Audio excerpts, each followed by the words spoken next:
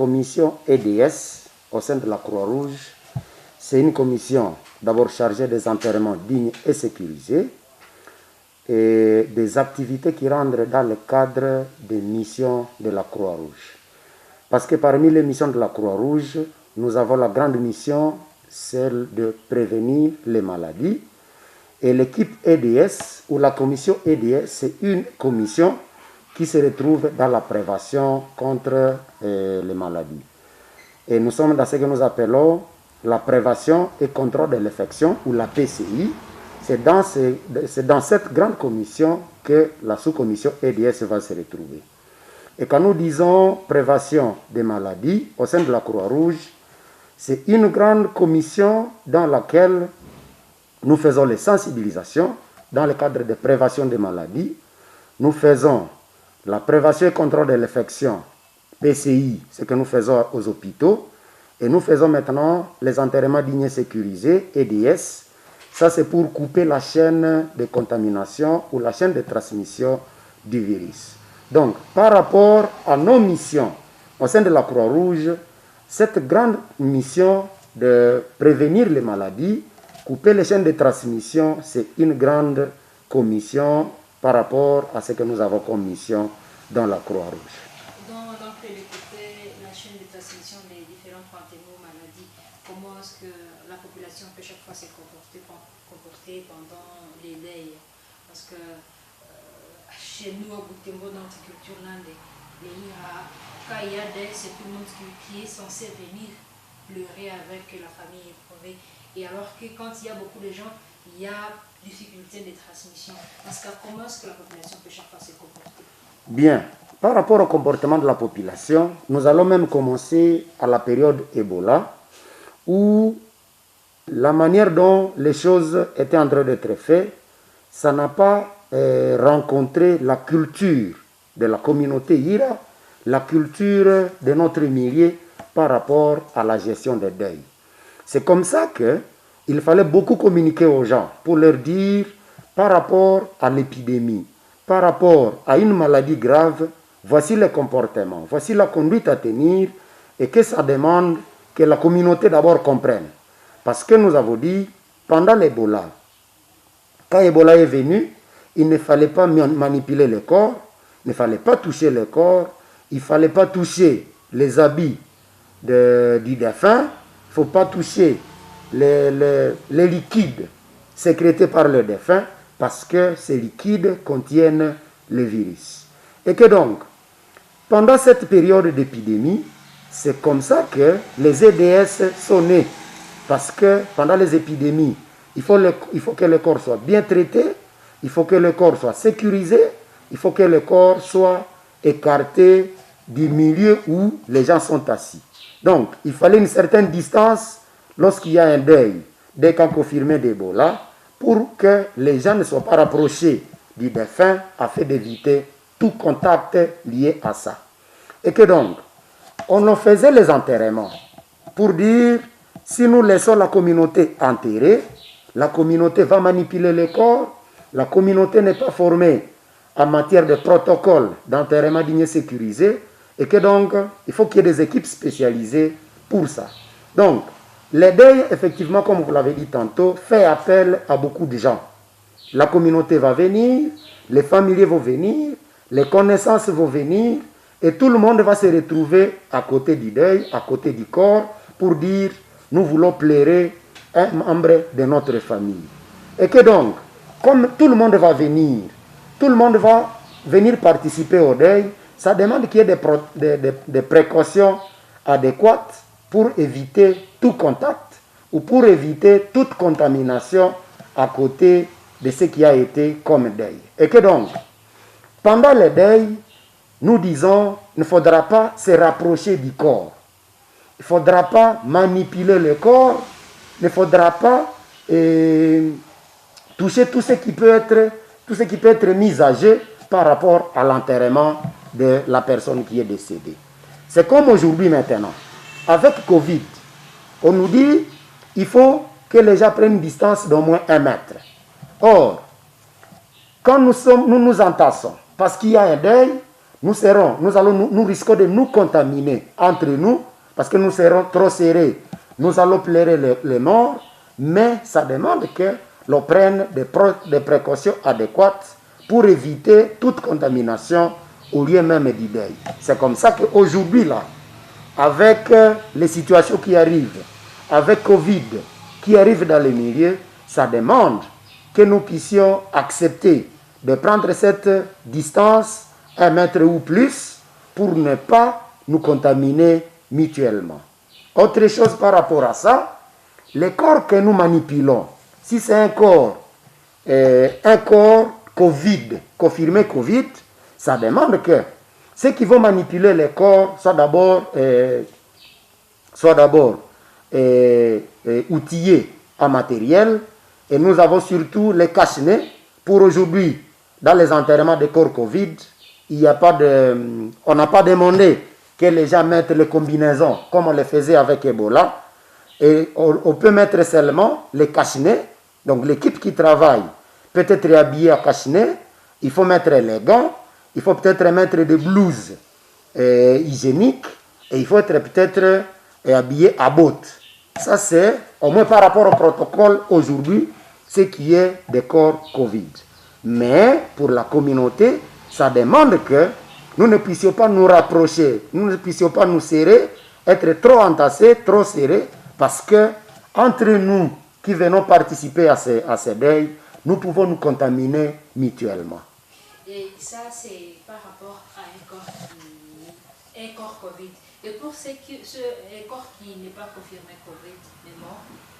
Bon, pour le corps qui n'est pas confirmé Covid, mais même nous pouvons donner ça comme ça. Parce que pendant les périodes d'épidémie, tout corps est suspect. Pendant les épidémies, toute personne est suspecte. Pourquoi? Parce que la personne peut vivre avec un virus sans que le virus, peut-être, sans que la personne ne présente des signes. C'est comme, on vous dit, même pendant Ebola, je peux prendre quand même cet exemple. Pendant Ebola, il y avait des corps qui étaient confirmés Ebola, mais qui n'ont pas présenté de signes. La personne est décédée, quand on voit les prélèvements ou les échantillons qu'on a pris, on amène au laboratoire, on trouve que le corps est confirmé. Et pourtant, la personne n'a pas présenté de signes. C'est comme ça qu'aujourd'hui, comme je l'ai dit, toute personne vivante, ça c'est un suspect. Parce qu'il peut être en train de se promener, mais déjà contaminé par ce virus-là. Tout corps que nous allons retrouver dans la communauté, tout corps sans vie, c'est aussi un corps suspect. Pourquoi? Parce que la personne va mourir, mais peut-être que le résultat va venir après que l'enterrement soit réalisé. On ne sait pas, le corps là, est-ce que c'est positif ou pas? C'est comme ça que nous disons, prélever ou pas, pendant les périodes d'épidémie, pendant cette période de pandémie, tout corps est suspect.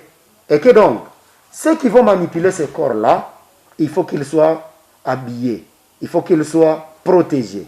Et là, le minimum possible, ce sont les cache-nez et les gants.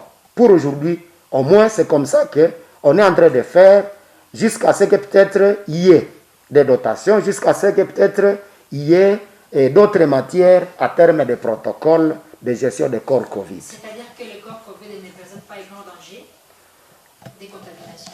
Jusque-là, on n'a pas encore défini, on n'a pas encore, par rapport aux recherches, on n'a pas encore donné clairement pour dire un corps Covid est dangereux ou pas, jusque-là. Mais les recherches sont en cours pour que l'on sache, si l'on manipule le corps Covid, quels sont les dangers. Et que donc, on est en train de faire des consultations, on est en train de faire des recherches par rapport à ça pour dire, il faudra qu'on donne à la population quelque chose de clair. Qu'on dise à la population, ne manipulez pas, comme on le faisait avec Ebola, il ne faut jamais manipuler les corps Ebola. C'est comme ça que ça venait avec Ebola.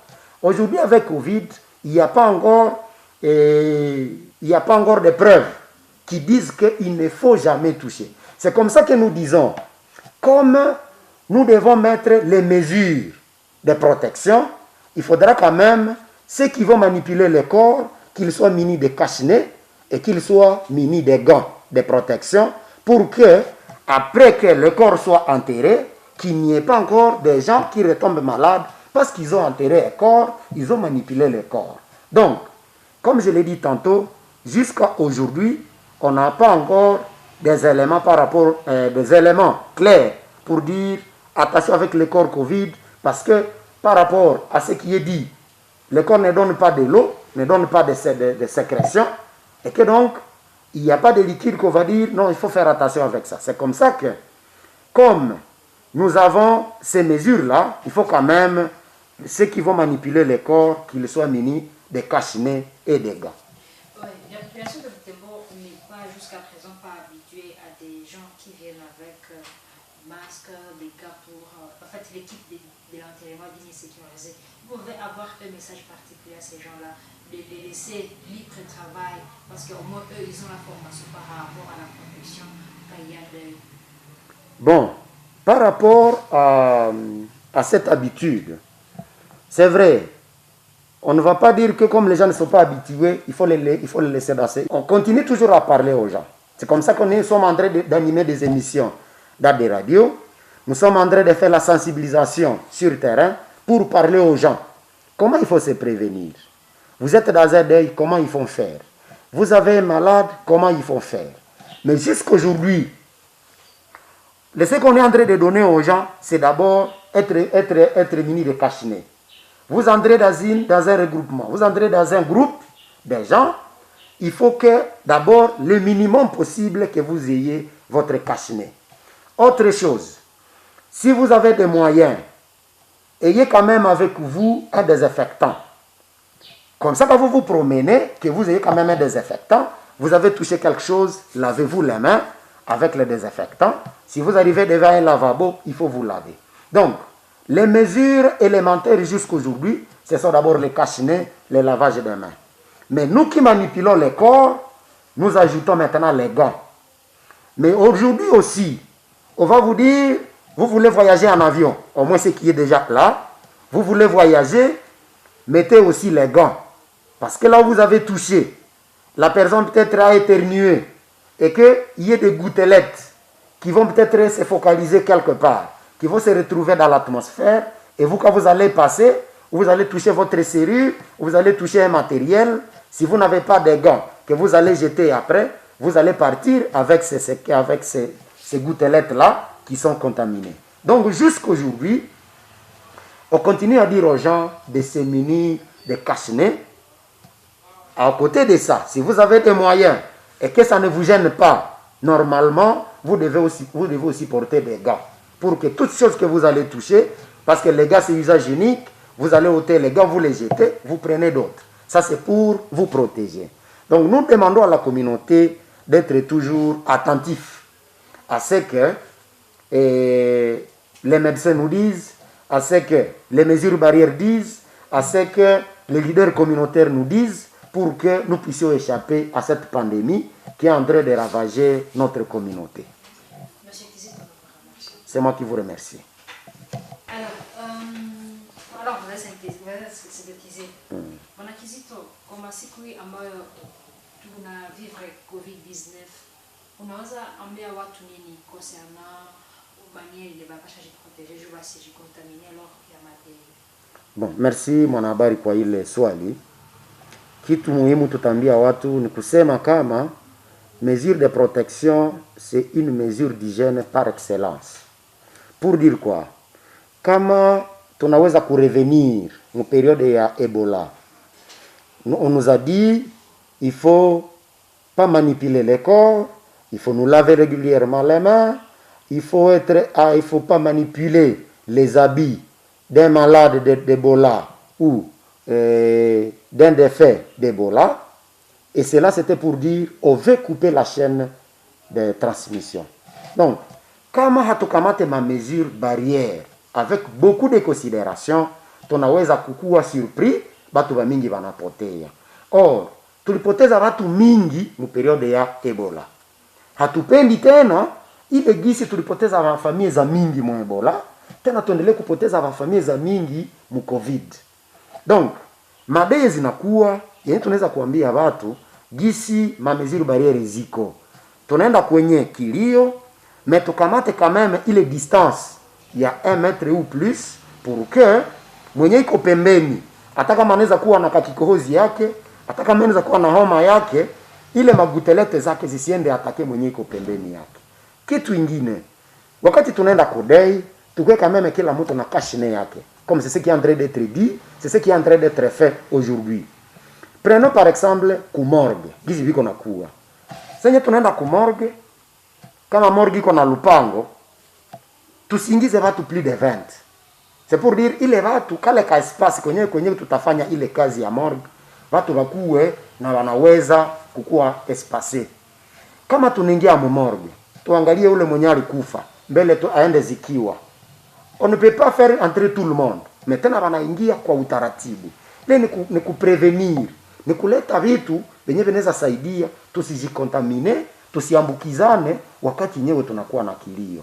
Donc tujikaze kufanya kumetra pratique ile ma mesure, juu tusikuwe surpris wakati yenyewe tunakuwa na kilio tena tuambukizane ndani ya kilio. Mais population Butembo Moral j'ai impliqué ça na kubali ile équipe ya aide suivant prochain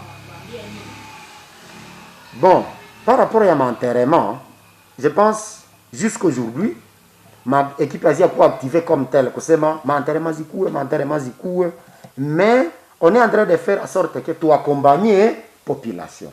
Wakati yenyewe kuna kuwa dai na tu wanasema pour que ma mesure zikuwe respectée na pas tu vasikue peut-être surpris.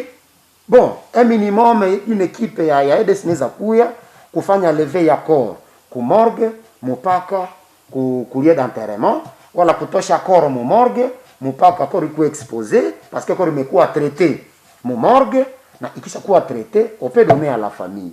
Mais yenyewe tunaweza omba wakati yenyewe famille nenda zika ikuwe kama mimi na maga. Famille ikuwe mini na cache-nez.